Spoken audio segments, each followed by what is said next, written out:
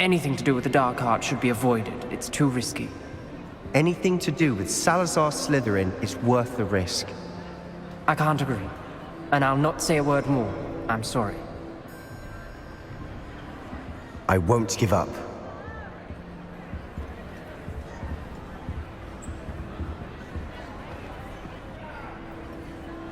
What were you and Ominous speaking about? He's being ridiculous. Apparently Salazar Slytherin had a secret scriptorium here in Hogwarts. Ominous swears it was used for the dark arts, so he wants nothing to do with it. I reminded him that Anne needs a cure. This scriptorium could hold the answers we need. The dark arts do pique my interest. There's more to dark magic than people realize.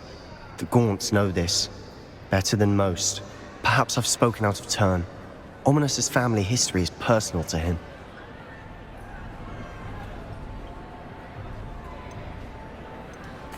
I'd like to know more about it, if you wouldn't mind telling me. I won't repeat it. Very well. But do keep this between us. Ominous learned dark magic from his parents.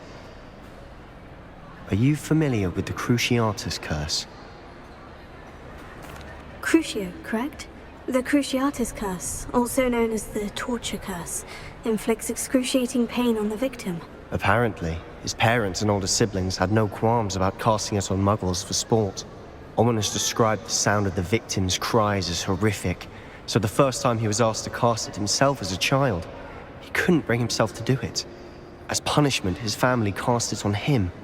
The anguish was so bad that when asked to cast it again, he relented. I have repeatedly assured Ominous that he did what he had to, but he still hasn't forgiven himself. How horrible. Poor Ominous, he was only a child. He shouldn't blame himself. After that incident, the rift between Ominous and his family only grew.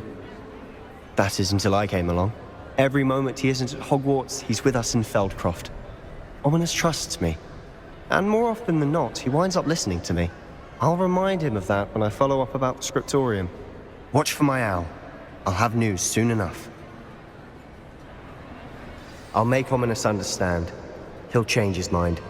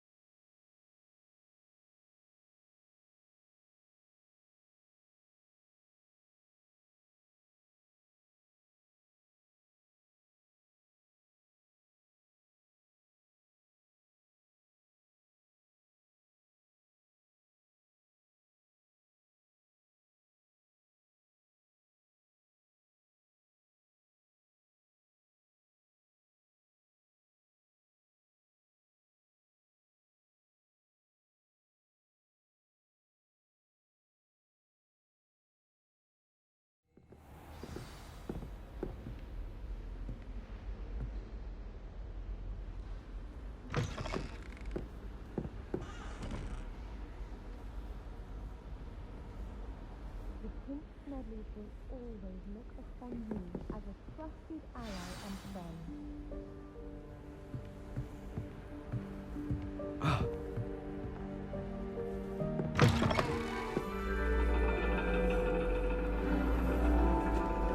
And your reading is the dragon. That's exciting, I suppose. Perhaps you're due for an adventure.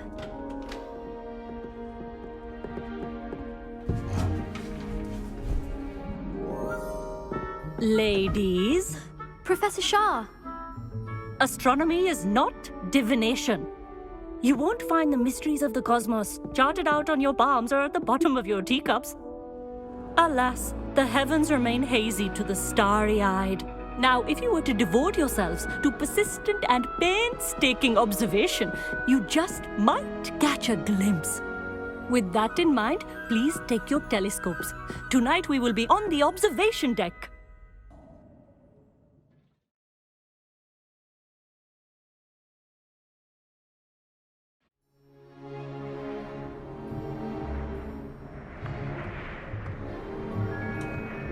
Still don't have your own? You can't be the new student forever, you know. You can share with Mr. Takar.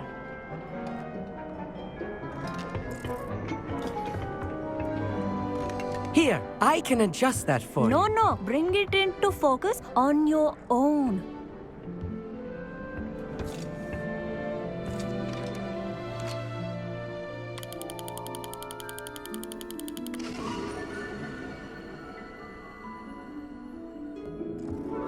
Now, I expect all of you to put in your stargazing hours outside of class. Is that clear? But, Professor, it's freezing out. Mere cold didn't stop the great stargazers of the past. Look only to the astronomy tables they erected throughout the highlands from which they gazed millennia ago on the very self-same stars above us. Is that clear?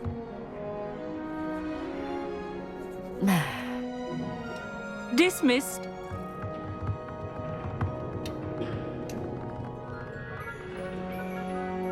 Oh, hello. I'm Amit. We met in potions class. I'm happy to report that we've yet to have any explosions in this class. Oh, hello, Amit. Nice to see you again. Did I hear Professor Shaw say that you don't have your own telescope? I have a spare one you could borrow for the rest of term. That's very kind of you, Amit.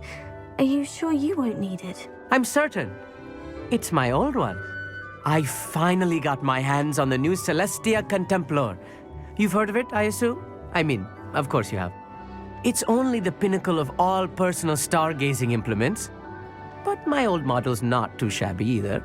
Goblin-cut glass, first-rate optical enchantments. Hate to think such a fine instrument is just collecting dust. Well, thank you, Amit. Think nothing of it. Anyway, the telescope's in the storage room right underneath us. You can't miss it.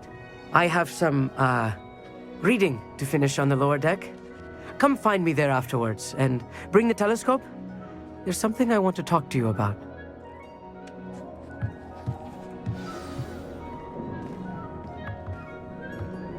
Tried to put off my stargazing as long as I could. All of good that. The constellations are beautiful. Not sure they're worth dying of a cold for, but they are beautiful. Meat thinks he knows everything. Even told me he can speak gobbledygook. Sounded like gibberish to me. I had heard about these odd stone tables out in the Highlands. Perhaps that's what Professor Shah was talking about.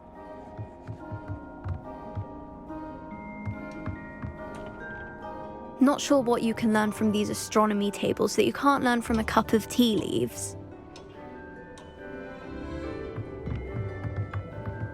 Tried to put off my stargazing as long as I could. All of good that did. How am I supposed to find Sirius when my hands are too cold to use a telescope? It's a dog, isn't it?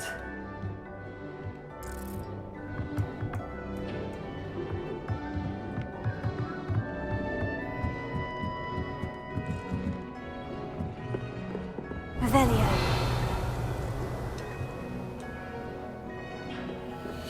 This was his old telescope. Looks practically brand new.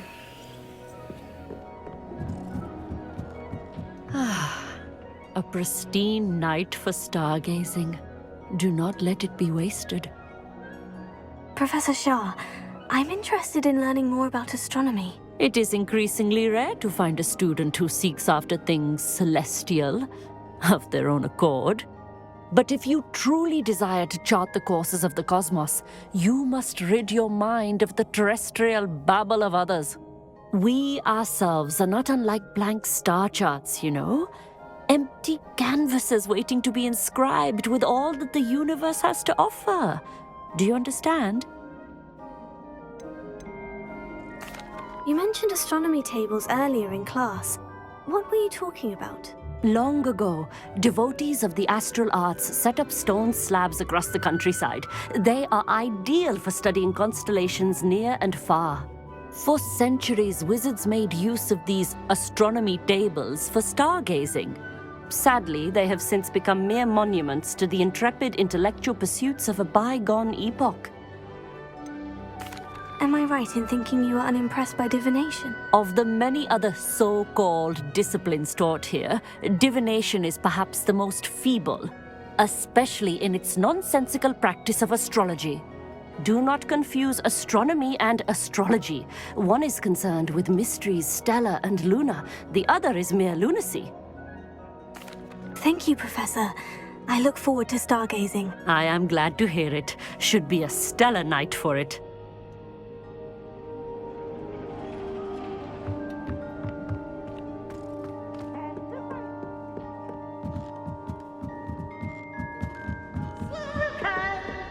The perfect night for... Oh, hello again. I have the telescope. It's nicer than I had expected.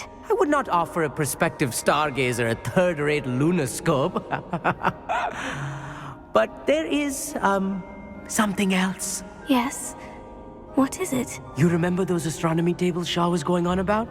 It just so happens I've been reading up on them a little myself.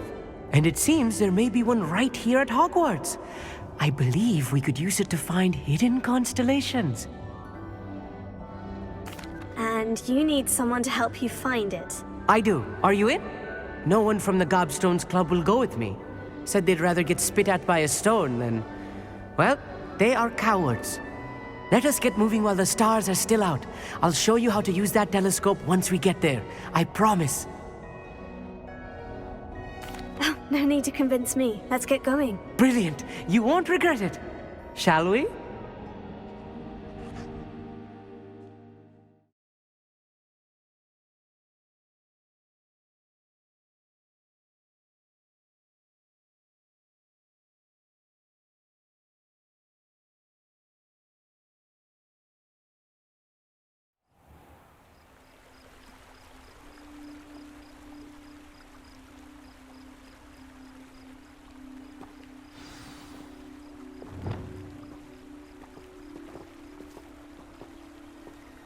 Lumos.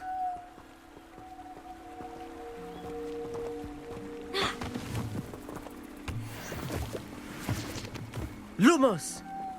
Some say the locations of the tables were originally marked by centaurs for ritual stargazing.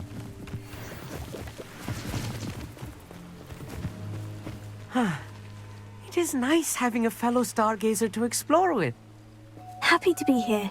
It is good to leave the classroom now and then. It's not that creepy out here at night, is it? The Gobstones Club are cowards. Rebellion. Here I am, charging ahead. Why don't you lead the way? If you're sure. A little foreboding. Few cobwebs and some dust. Nothing to be concerned about. Oh, of course. It's just not as tidy.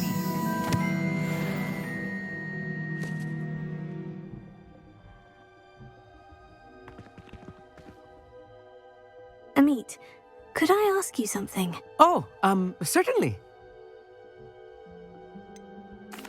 Why are you so fascinated with stars? I suppose because there is so much to learn about them. I mean, there is plenty to learn about a lot of subjects, but astronomy seems limitless. Always something new being discovered. They are forever discovering new moons and stars. In fact, they discovered a new planet just 50 years ago. Actually, that's all I wanted to know. Oh, very well then.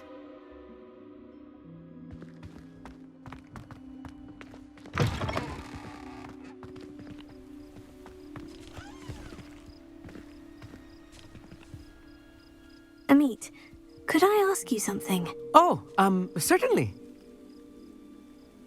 Where precisely is the table we're looking for? According to an old astronomer's chronicle I found in the library, it may be somewhere along the castle wall. Actually, that's all I wanted to know. Oh, very well then.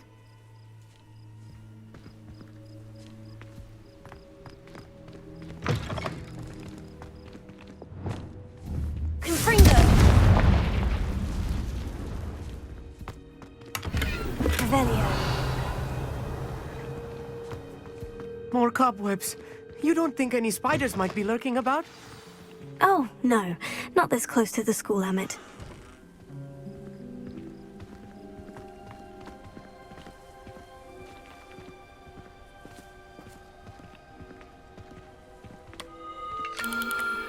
The constellation should appear near the center of your view.